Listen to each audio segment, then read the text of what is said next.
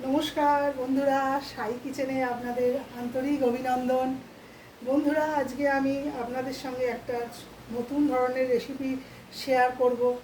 আপনারা এটা দেখুন। এই রেসিপিটা হলো খুবই সুন্দর খেতে, খুবই কম উপকরণ দিয়ে তৈরি করা হয়। এইটা হলো আপনার দুধ কাতলা। এই রেসিপিটা হলো দুধ কাতলা। বন্ধুরা, এটা আপনারা করে খেয়ে দেখবেন, অসাধারণ টেস্ট হয়। এবার শুরু করছি বন্ধুরা। এই দুধ কাতলা করতে গেলে আগে কাতলা মাছগুলো ভেজে নিতে হবে বন্ধুরা। একটু বেশি করে তেল দিয়ে দিলাম কড়াতে। এই দেখুন বন্ধুরা, তেলটা গরম হলে আমি কাতলা মাছ, এই দেখুন নুন হলুদ মাখিয়ে ধুয়ে নুন হলুদ মাখিয়ে রেখেছি, এইগুলো ভেজে ভেজে করতে হবে বন্ধুরা।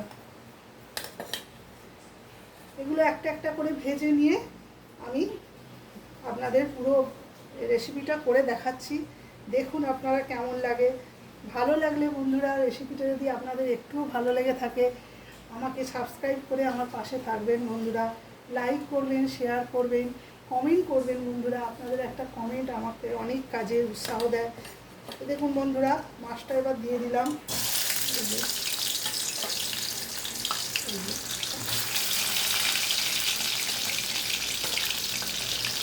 এই দেখুন বন্ধুরা, তিনটে ভেজে নিয়ে আবার বাকি তিনটে ভাজবো। এইভাবে মাছগুলো ভেজে নিয়ে আমি আপনাদের দেখাচ্ছি। এই দেখুন বন্ধুরা, মাছগুলো সব ভাজা হয়ে গেল। এই দেখুন, এবার আসল প্রসেসিংটা শুরু হবে। দেখুন বন্ধুরা, মাছগুলো লাল লাল করে ভেজে নিয়েছি। এবার আপনারা এর মধ্যে কালো জিরে ফোড়ন দেবেন বন্ধুরা। এই দেখুন, কালো জিরে ফোড়ন দিলাম, আর কাঁচা লঙ্কা ফোড়ন দেবেন। এই কাঁচা লঙ্কা ফোড়ন দেবেন।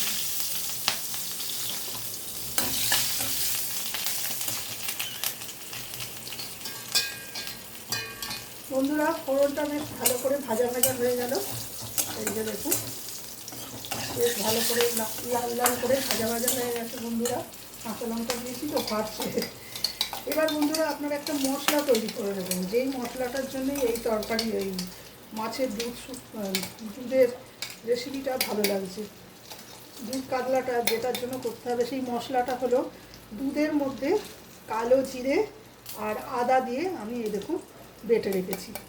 এর মধ্যে একটু বেশি করে দুধ দেবেন, প্রথমে একটু বেটে নেবেন কালো জিরেটা নিয়ে, তারপরে এর মধ্যে দুধ আর দেবেন, আদা দেবেন, দিয়ে এটা এবার দিয়ে দিচ্ছি বন্ধুরা।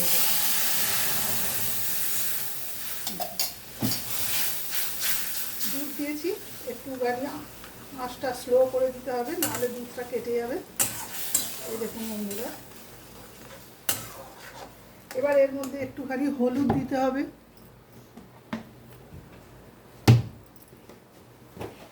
দেখুন বন্ধুরা, এর মধ্যে এবার একটু হলুদ দেবো,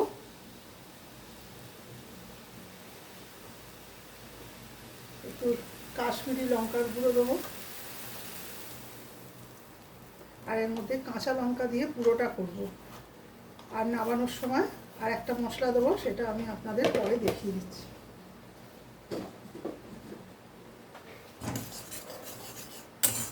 এই দেখুন বন্ধুরা, ঠিক এরকম হবে, বেশ সবুজ সবুজ লাল লাল মতো হয়ে যাবে। এবার এর মধ্যে আপনারা নুন দেবেন বন্ধুরা। নুন, এই দেখুন নুন দিলাম।